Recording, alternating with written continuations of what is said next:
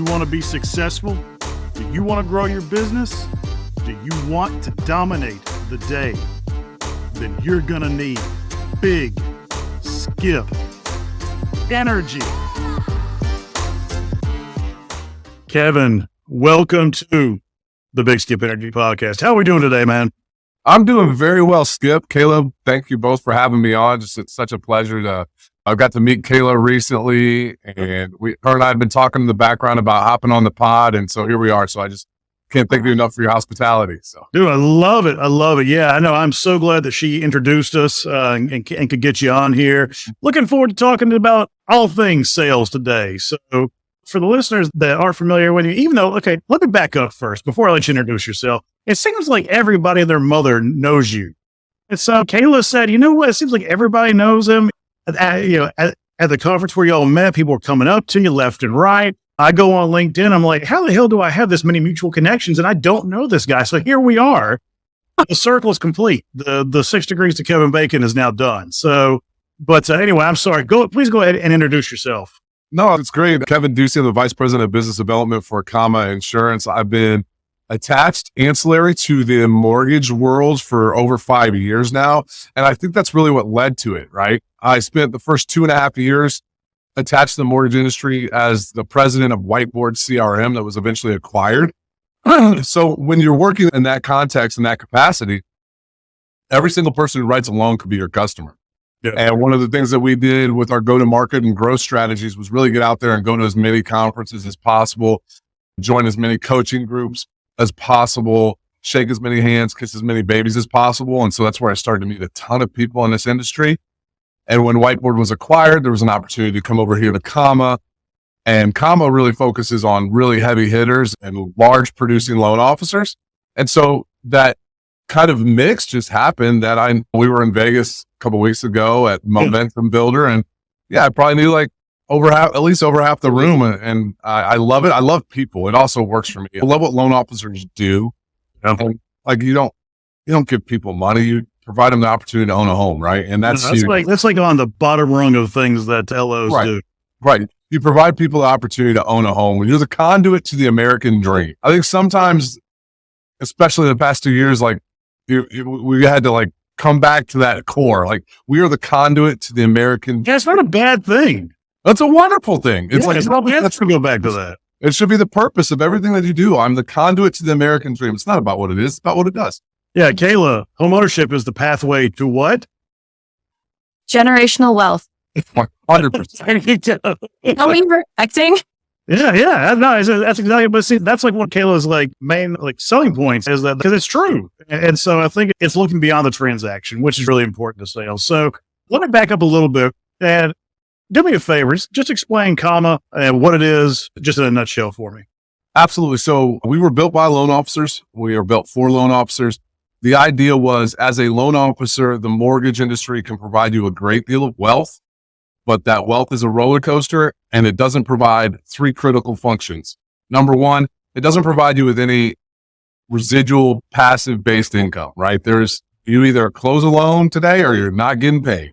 Mm-hmm. And the other aspect is there's no wealth generating asset. You don't own anything unless you own your brokerage, which I know a few folks out there do, but that's a very select few.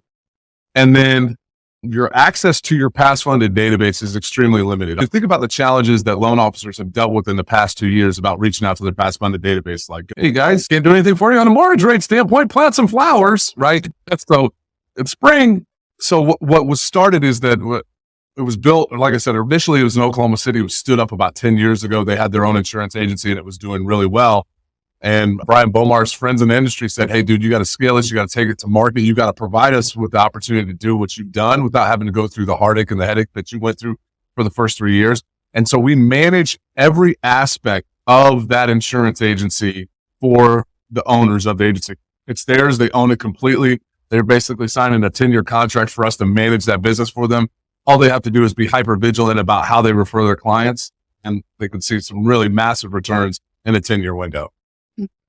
I love that about that because I had coffee this morning with the realtor and he's like, Man, I almost want to get into something else because it's like January hits and the clock starts over, the grind begins. And it's like, you're only as good as your last transaction. And for those of us, I think the three of us are like this, we're driven. The sky's the limit and it can be taxing. We saw Ryan Grant talk about mental health at Momentum Builder. And it's like, it is taxing and it's a grind. And if you want to keep up with what you did last year, I don't know about you guys, but I compare myself to what I did last year. And it's like it starts over. If I don't do a loan, I don't get paid. And so I love kind of that mentality, Kevin, that you have of like, how can you make this work to create wealth for you that you're not having to hit that grind, like reset every January? Yeah. And furthermore, you think about your clientele and like, it's not everybody, but you're walking them through the biggest financial transaction they've ever, right? 9 out of 10 clients. Why do they go with the insurance agent that you suggest? Because you suggested it, because you have a inherent trust built with that person already. Like you are the financial expert. If you are positioning yourself as that mortgage advisor, that financial expert, and you talk to them about where they should go for insurance, they're going to listen to you. And that's why the idea was set up.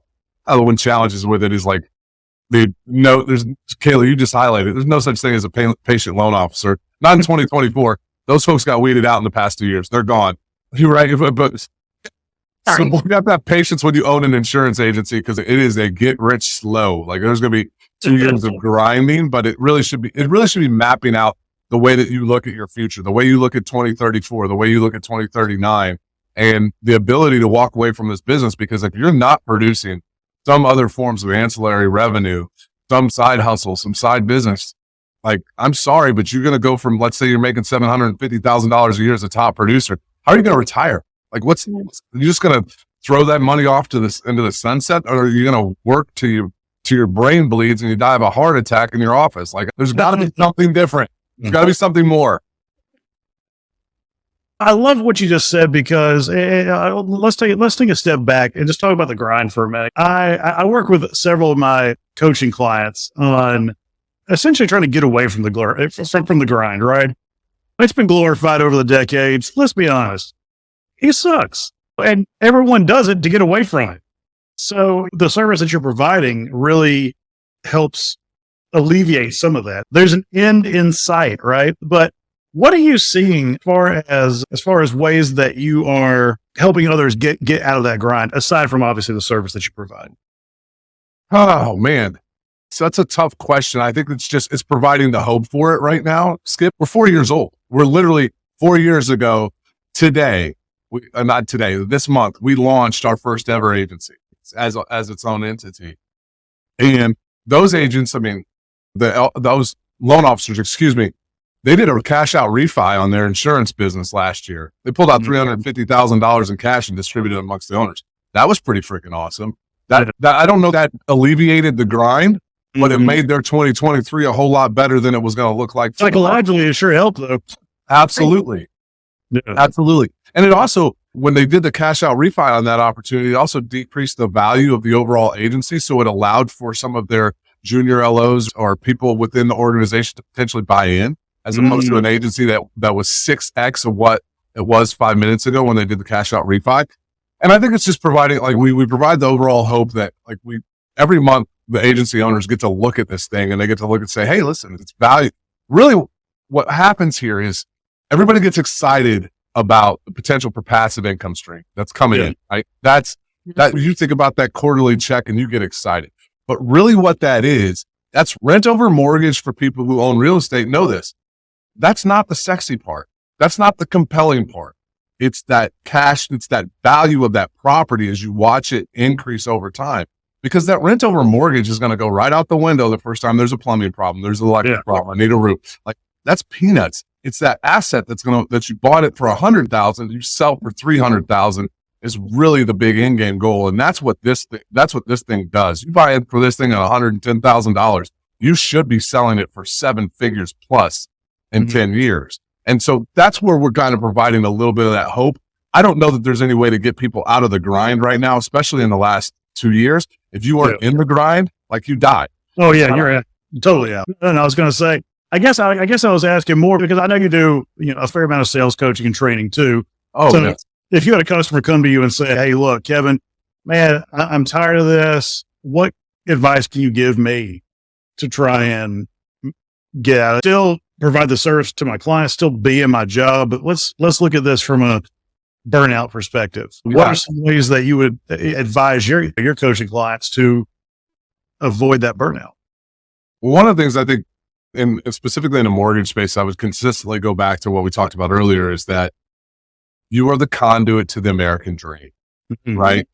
Hey, listen, I can go look at houses all day long on Zillow, on Redfin. I can drive in the neighborhoods I want to live in. Like, frankly, I don't, like, no offense to realtors, I don't need them to show me what a good looking house looks like or see some pictures of it. I got access to it. How do I get that money? That's a different thing, right? That's a more complicated issue. That's complex. That's diving into where I want to take my family and where I want to go. And frankly, Skip, I think some of the burnout that's happened in this industry is a post-COVID related issue, right? Yeah. Loan officers used to meet with their clients. They used to sit down. They used to have I watched families come in at the Cornerstone home offices in Oklahoma City when I started out there in 2019. I watched these families bring their kids in. I watched them sit down with loan officers. I think that means something, what you're providing for that family. It goes, you got to get back to the purpose of it. And I think that a lot of the stuff that's going on right now in the mortgage world, the coaching in the mortgage world, is a little bit bifurcated, and it shouldn't, right? Boomers have all the money. Gen X is probably second. So they've got the availability and resources. But all you hear about is everybody wants to embrace AI and technology. Well, you're missing those folks. Like my dad wants a phone call. Like boomers want a phone call. They want to talk. They want a relationship. Over and over. Even the younger generation, as much as they rely on technology, still want that personal touch. Right. And so I think it's, you got to do a little bit of both. I talked to a loan officer recently, did like 65 transactions last year and never spoke to a single client. I'm like, man, I don't know how that works. It's tough for me as the LO. Right. Yeah. You're not at this point in the way we're at right now is realtors and clients do not need a 2020 and 2021 loan officer where you're just needed to close the loan, get the rate, get the deal next.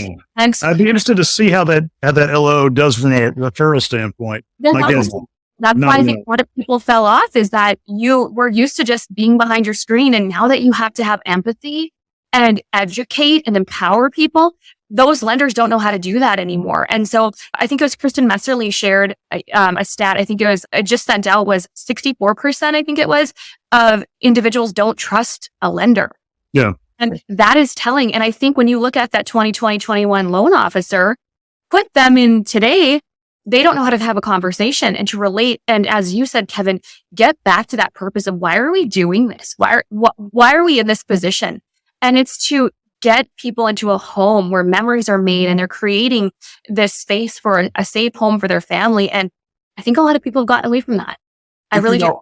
Kayla, I want to expand on your point. Is like you talked about Kristen Messerly and what she's doing, First Home IQ. Like I want to plug it because I totally believe what she and Dave are doing, Dave Savage, is that they're putting boots on the ground to educate high school, middle school, early college, like about the benefits of owning a home, because there's been a lot of slander out there from some of the so-called experts that you don't need a mortgage, you don't need to own a home, which is just nonsense.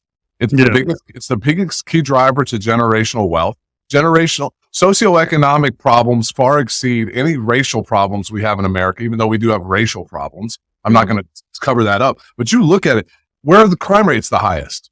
Where the home ownership's the least, right? Crime rate, all these things that change when you own a home are so vital to that. And I love what Kristen and Dave Savage are doing.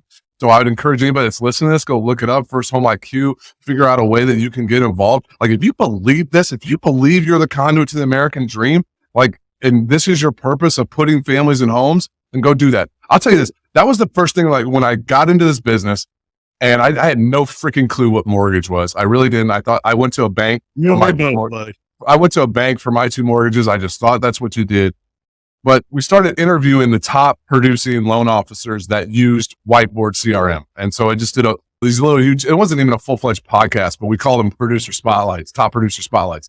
And to a person, I noticed this, like the first 10 I did, 9 out of the 10 people talked about, I'm like, well, how many units did you do last year? Or what was your production? I never heard somebody say, I did 75 million or 138 loans. They all said, we put 75 families, 138 families in homes last year. And I was like, big difference in the mindset, man. Right. This is why you're a top producer, because frankly, the last 2 years of surviving and not realizing the difference that you make and the importance that you are in people's lives. Like, man, I'm sorry. It's just, I can't fathom it, man. Yeah. You've got to come back to your purpose and your why of what you're doing, why you're doing what you're doing, and what you're doing makes a difference, and what you're doing is very important. I love that. And I think that First Home IQ is, they're really putting boots on the ground with that.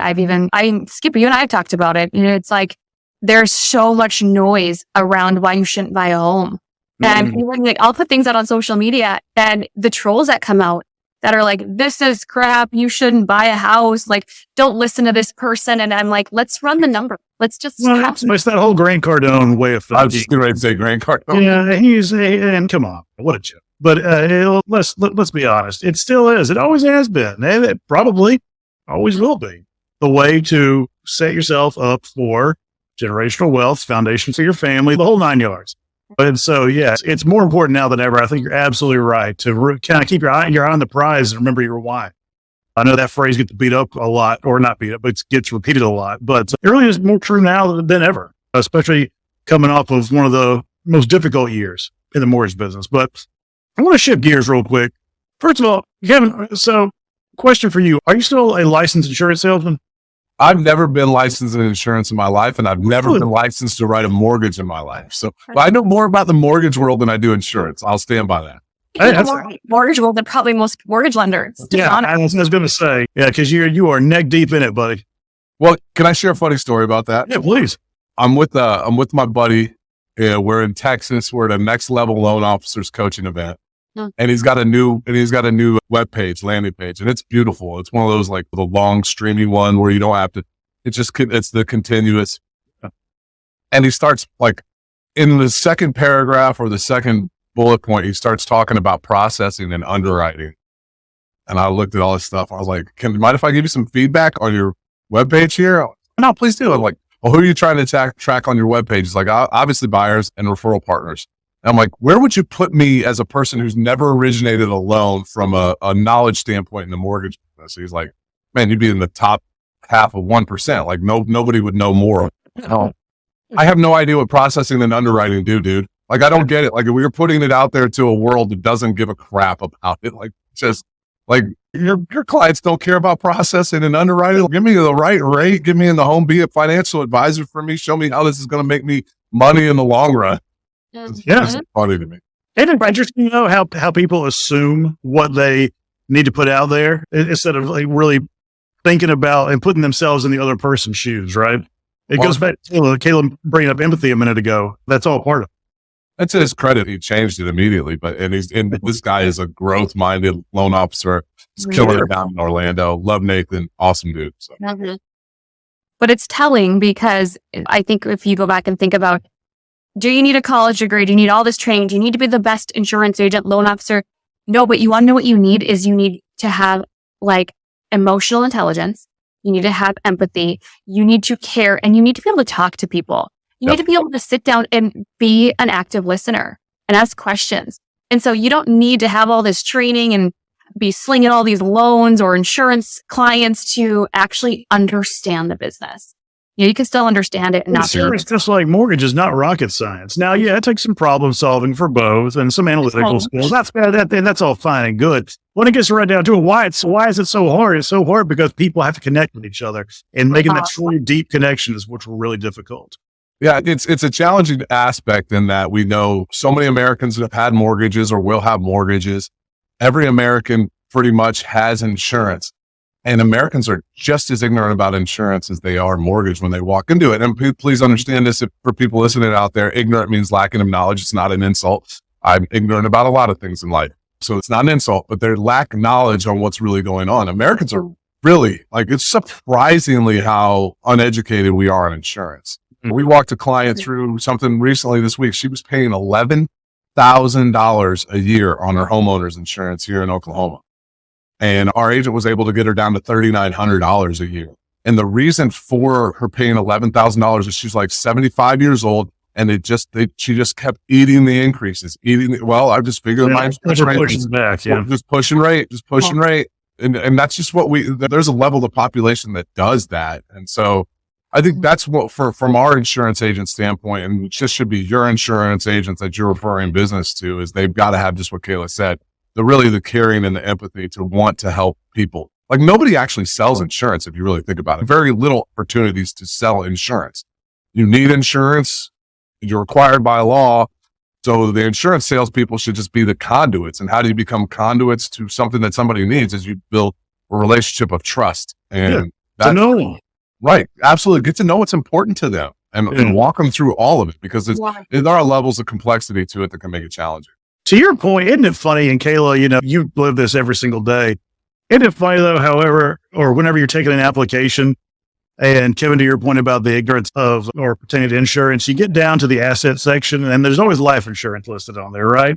How many of your borrowers are like, well, yeah, I've got life insurance. You can put that, I can put my $500,000 policy down, right? No, so then you start asking them about, most people don't even get the difference between whole life, term, that's just basic stuff there, right?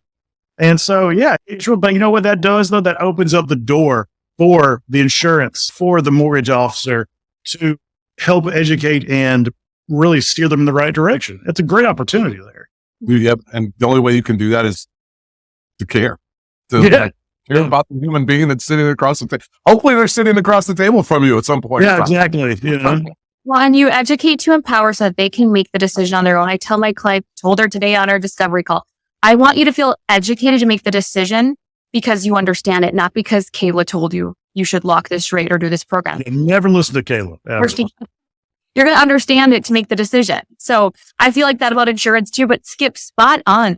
This is an opportunity then for everyone that is selling insurance, anyone that's in mortgage, whatever industry you're in, you have an opportunity now to take the time to educate, break it down to a level they understand and care about people. I feel like I'm just like angry or passionate, but like this is an opportunity for sure.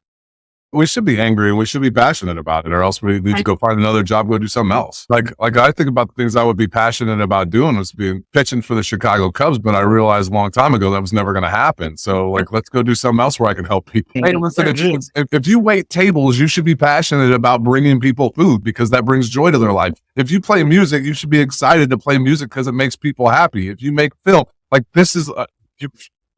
there are ways that you can figure and find enjoyment in what you do.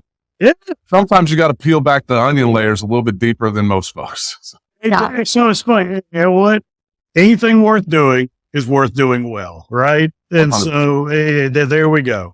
I'll tell you this. Like I struggle with that, Skip. I'll be honest with you. When I first moved into this comma role, right? But then I want to thank Rene Rodriguez. I went through Amplify with him, and this kind of extracted it from me. So when I was 10 years old, my father was arrested. When I was 13 years old, my brother went to prison. So dad arrested, brother prison. And my wife has a PhD in physiology from the University of Illinois. She stood up 2 companies of her own. I've had a fairly successful career. And she's always looked at me and said, well, why or how did this happen? You came from my mom and dad divorced when I was 2. Like I was raised by a dad, abusive stepmom. Like my wife's like, how are you okay? Why are you okay? And what I realized then as I did some soul searching, specifically between the ages of 9 and 13, which Renee calls the transformative years, is I had men specifically that and one of them I'll talk about directly. Steve Beckett was a very prominent attorney in my hometown, still is a very prominent attorney in my hometown, is my godfather, my dad's best friend, put his arm around me and took me to do things with him and his family. I got to go to, when Deion Thomas broke the University of Illinois scoring record, I got to go to the after party for a kid who's 15 years old to be around University of Illinois basketball players who's a huge sports fan. That's huge. And what I realized when I came over to comma is that affluent people will do good things for their community. Like people with more money in their hands can make a bigger difference in their community. And yes, I do understand that 1 out of every 10 is going to be a Scrooge or miser, a jerk, whatever. I'm fine with hitting 90%. Like I'm fine with that. Like I shoot 90% from the free throw line, I'm winning. I'm completely okay with that. And that's my purpose because I believe that I'm going to help loan officers make more money, recoup the money that they deserve because the client's going to the insurance agent based on their referral, that they'll make a bigger difference in their community. they'll give money to First Home IQ, which will help educate some kid in the inner city that they should own a home, and eventually they'll own a home. Like that's the stuff. That's where I'm getting my drive, my purpose, my what from. Love that. I love it. Yeah. It's kind of like coaching, right? My sales coaching and training. I don't do it for the 95% of people that are going to listen and not take it and do anything with it. I do it for the small percentage that really takes something and it does help change it. Same thing, man. I love it. That's a great way to bring it to an end, man. I can't turn up that. So, all right, man, before we call it a day, is there anything else that you want to share with the listeners today? I'd just go back to it. Just remember why you do what you do. Remember that the people that you're helping are really important, especially like you never know until you get in it. Like this could be the first time somebody in that family's ever owned a home, and you're the conduit to make that happen. To treat that with some TLC, man. Like that's important. And get back talking to your clients. Like get back. I got a loan officer who owns an agency down in Georgia. He did almost 400 transactions last year. I'm like, how are you so good at referring all your clients to your comma insurance agent? He's like, I just talked to him. So what do you mean? I just talked to him, man. I'm like, what do you mean you just talked to him? He's like, I talked to everyone but 3 clients last year and I refer them all to insurance. Like if a guy wrote 300 and some odd loans last year and talked to every single one of his clients, you can go talk to your clients. You can talk to your clients. Agree completely, man. Well, listen, thank you so much for coming on. I really enjoyed it. Man, I'll tell you what, we're going to have you back on again because during your talk, I thought about 3 other things that we need to cover. So, oh no, now the expectations are raised. Now the expectations are raised. I don't know if I can handle that, Skip. I appreciate it, man. Thanks again. Have a great day. Thank you for having me on. I really appreciate it.